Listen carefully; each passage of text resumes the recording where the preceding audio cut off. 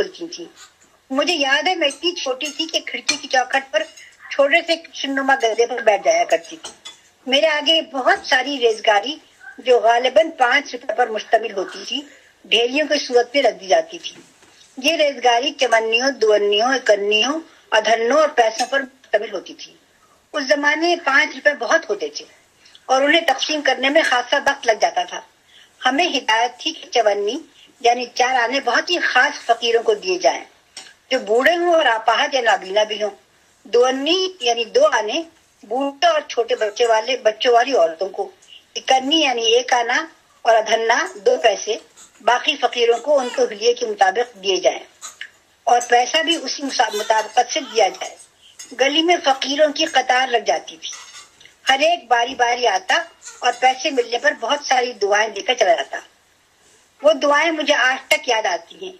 دعائیں لینے کا وہ چسکا جو ابا جی نے بچپن میں ہی مجھے لگا دیا تھا اب بھی میری شخصیت پر اثر انداز ہے. مجھے یقین ہے کہ وہ دعائیں ہمیں ہی نہیں ہمارے بچوں کو بھی آج تک لگ رہی ہیں. اسی کمرے سے وابستہ میری ایک اور یاد بھی ہے. ابا جی مولوی کی کتابت خود ہی کرتے تھے جو انہوں نے اپنے خالو سے سیکھی تھی اور جس کے لیے اس کمرے میں ایک مخصوص جگہ دیوار کے ساتھ مختص تھی. دیوار کے ساتھ ایک چھوٹا گاؤں تکیا اور زمین پر چاندنی کے اوپر 2 موٹے موٹے کشن نما گدے رکھ دیے جاتے تھے جس کے سامنے ایک چھوٹا سا فرشی ڈیسک تھا جس کے اندر ان کی کتابت کا سامان جو مختلف قسم کے قلم اور دوات پر مشتمل تھا بند ہی رہتا تھا. ابا جی اتوار کو چھٹی والے دن جب کتابت کا کام زیادہ ہوتا تھا اسی جگہ بیٹھ جاتے تھے. مجھے اپنے پاس 2 اور موٹے کشن رکھ بٹھا لیتے تھے. ہاتھ میں اردو کا اخبار دے دیتے تھے جس پر مختلف جگہ رنگین نشان لگے ہوتے تھے اور مجھ سے کہتے کہ پڑھو اور مجھے لکھواؤ. میرے اخبار روانی سے پڑھنے پر وہ بہت خوش ہوتے تھے اور فخریہ ہر ایک سے کہتے تھے کہ دیکھو میری 7 سال کی بچی کیسی روانی سے اردو کا پار پڑھتی ہے. ساتھ تلفظ بھی ٹھیک کرتے رہتے تھے. انہیں میری ذہانت پر کچھ زیادہ ہی بھروسہ تھا جس کا حق میں کبھی ادا نہ کر سکی. میں نے آنکھ کھول کر ہمیشہ اپنے گھر میں صدقہ، خیرات اور غریب پروری دیکھی. ابا جی پورے رمضان اور محرم کے 10 دنوں میں لنگر پکوا کر تقسیم کرتے تھے. مسجدوں اور مستحق گھرانوں میں سینیوں میں افطاری لگوا کر تقسیم کی جاتی تھی. بڑے ہو کر جب میں نے قرآن کا ترجمہ اور تفسیر پڑھی تو معلوم ہوا کہ ابا جی غربا کو کھانا کھلانے اور پکوا کر تقسیم کروانے پر کیوں اتنا زور دیتے تھے. محلے کی غریب اور بیوہ عورتوں کے وظائف کیوں لگائے ہوئے تھے اور غریب خاندانوں کی کفالت کیوں کیا کرتے تھے.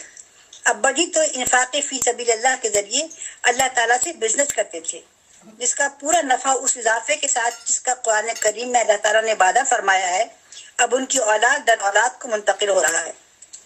بچپن کی جس واقعے کی گرفت سے میں کبھی آزاد نہ ہو سکی اور جس نے ابا جی کی شخصیت کا گہرا نقش مجھ پر چھوڑا اس کا تعلق میرے گھر سے نہیں میرے اسکول سے ہے.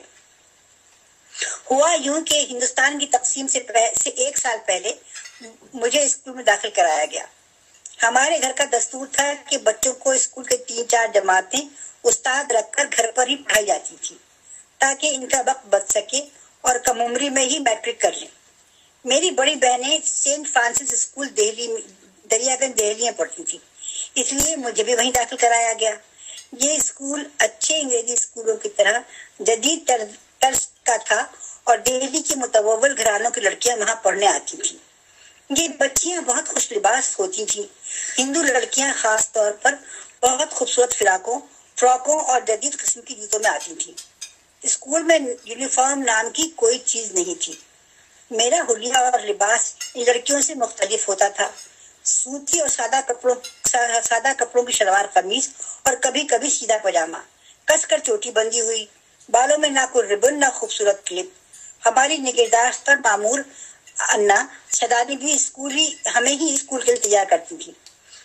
جب مجھے اسکول میں اپنا حلیہ اتنا مختلف لگا تو اما جی سے آ کر بہت احتجاج کیا لیکن ان کا ایک ہی جواب تھا کہ تمہارے ابا جی کا یہی حکم ہے کہ انہیں کپڑوں میں جاؤ گی، فراک اور جانگے میں نہیں جاؤ گی. کپڑے بہت سادہ مگر صاف ہونے چاہیے. ڈر کے مارے کچھ بول تو نہیں سکی مگر میرا چھوٹا سا ذہن ابا جی کے ان اصولوں پر مصالحت کرنے کے لیے بالکل تیار نہیں تھا. اس دن تو حد ہی ہو گئی.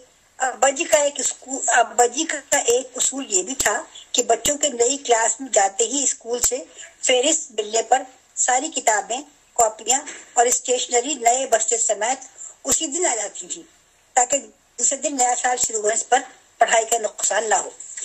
میں جب دوسرے دن نئی چیزوں سمیت خوشی خوشی اسکول گئی تو ایک لڑکی میرے پاس آ کر بیٹھ گئی۔ اس کے ہاتھوں میں پچھلے سال کی پرانی کتابیں تھیں۔ مجھ سے کہنے لگی کہ یہ میں تمہارے لیے لائی ہوں۔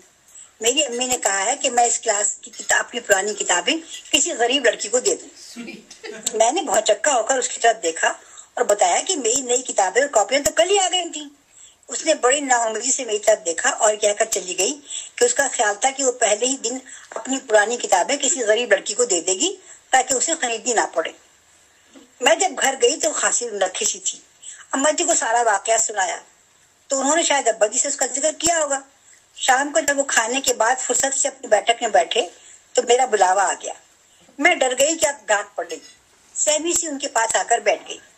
انہوں نے خلاف توقع میرے سر پر ہاتھ پھیرا اور کہنے لگے، بیٹی میں یہ چاہتا ہوں کہ میرے بچے بہت سادگی سے رہیں۔ لباس تمہارے لیے بنا ہے، تم لباس کے لیے نہیں بنی۔ تمہاری شخصیت کو ظاہری چیزوں کا محتاج نہیں ہونا چاہیے۔ پھر وہ مجھے گاندھی جی کی مثال دینے لگے۔ میری سمجھ میں خاک آتا۔ مجھے تو اس وقت تک گاندھی جی کا نام بھی بمشکل معلوم تھا اور اس کی وجہ بھی ابا جی کے وہ کھدر کے کرتے اور پاجامے تھے جو وہ روز پہن کر دفتر جاتے تھے۔ ایک دن اما جی نے دھوپ دینے کے لیے صندوقوں میں بند ان کی پرانی پتلونوں اور قمیضوں کے انبار نکالے تو میں نے حیران ہو کر اما جی سے پوچھا کہ ابا جی اب یہ کپڑے کیوں نہیں پہنتے؟ تو ان کا جواب تھا کہ ان کو یہی پسند ہے۔ یقین مانیے کہ ہم نے کالج کے زمانے تک کبھی ریشمی کپڑے نہیں پہنے سوائے بقرعید کے۔ ابا جی کا حکم تھا کہ سوتی کپڑے پہنو اور بہت سادگی سے رہو۔ اما جی کو بھی میں نے کبھی ریشمی کپڑوں میں نہیں دیکھا۔ گھر میں تو وہی سادہ سا لباس تھا، لیکن جانے آنے میں بہت نفیس کام کے کٹاؤ کے وائل کے کرتے دوپٹے، لٹھے کے آڑے پاجامے اور غرارے کے ساتھ پہنتی تھی، جس میں موقع کی مناسبت سے کبھی کبھی کٹاؤ کے پھول پتیوں میں ستارے بھی بھرے ہوئے ہوتے تھے۔ اب تو ایسے خوبصورت ہاتھ کے کام دیکھنے کو بھی نہیں ملتے۔ اما جی کے پاس زیور بھی افراط سے تھا جو ابا جی وقتاً فوقتاً خرید کر دیا کرتے تھے۔ اس زمانے میں سونا بھی بہت سستا تھا، مگر میں نے کبھی اما جی کے ہاتھ میں سونے کی چوڑیاں بھی نہیں دیکھی، حالانکہ دہلی کے روایتی ہاتھوں کے سارے زیورات یعنی چوڑیاں، کڑے، پوچیاں، کنگن، جہانگیریاں سب موجود تھی۔ ایک دفعہ شادی میں جانے کے لیے وہ اپنے زیورات نکالنے لگی تو میں نے پھر حیران ہو کر پوچھا کہ آپ کے پاس تو ہاتھوں کے اتنے زیورات ہیں، پھر بھی آپ کہیں آتے جاتے تب بھی سونے کی کوئی چیز نہیں پہنتی؟ تو ان کا وہی جواب تھا کہ تمہارے ابا جی کو یہی پسند ہے۔ یہ تھے میرے ابا جی، بے حد سادگی پسند، اپنے اصولوں کے شدت سے پیروکار، وقت کی پابندی ایسی کہ آپ ان کے اوقات کار دیکھ کر گھڑی کی سوئیاں ملا لیں۔ صرف میری اما جی ہی ان گھڑی کی سوئیوں کا مقابلہ کر سکتی تھی۔ ایسی اطاعت گزار بیوی جس کے لیے شوہر کی ہر بات حکم کا درجہ رکھتی ہو، میری نظر سے تو نہیں گزری۔ کھری سید دادی تھی، شجرا امام حسن سے جا کر ملتا تھا، مگر سادات کا جمال ہی جمال تھا۔ جلال تو ابا جی کے سامنے کبھی نظر ہی نہیں آیا۔ معصومیت اور بھول پن ایسا کہ ابا جی جتنا فائدہ بھی نہ اٹھاتے کم تھا۔ خدا جانے کس مٹی کی بنی تھی کہ ہر وقت شوہر اور بچوں کی خدمت کے لیے کمر بستہ رہتی اور بدلے میں کبھی کسی سے کچھ نہیں مانگا۔ خدا جانے وہ تبان ایسی تھی کہ ابا جی کی شخصیت کا اثر تھا جو 13 سال کی عمر میں ان کی شادی کے بعد ایسا حاوی ہوا کہ مرتے دم تک رہا۔ ابا جی کا معمول تھا کہ ہر صبح نماز کے بعد ہوا خوری کے لیے نکل جاتے تھے اور 1 یا 1.5 گھنٹے پیدل چلنے کے بعد بازار سے تازہ پھل لیتے ہوئے گھر واپس آتے تھے۔ موسم کے پھل ہمیشہ ٹوکروں میں کسی کے سر پر لٹوا کر لاتے۔ قصائی کو بھی ہدایت تھی کہ صبح ہی صبح گوشت لے کر آ جائے اور سبزی والا بھی سبزی دے آتا تھا۔ یا بڑا حامد جو ہمارا باہر کا نوکر تھا، جوان نوکر گھر کے اندر نہیں آتے تھے، وہ لے آتا تھا۔ تازہ پکا ہوا کھانا صبح 9 بجے تیار ہوتا تھا، جو کام کرنے والی ماما کے باوجود اما جی ہمیشہ اپنے ہاتھ سے پکاتی۔ ابا جی سوائے اما جی کے کسی کے ہاتھ کا پکا ہوا کھانا نہیں کھاتے تھے۔ صبح نہا دھو کر ٹھیک 9 بجے دسترخوان پر بیٹھ جاتے۔ اما جی سامنے بیٹھ کر کھانا کھلاتی۔ ابا جی ناشتہ نہیں کرتے تھے،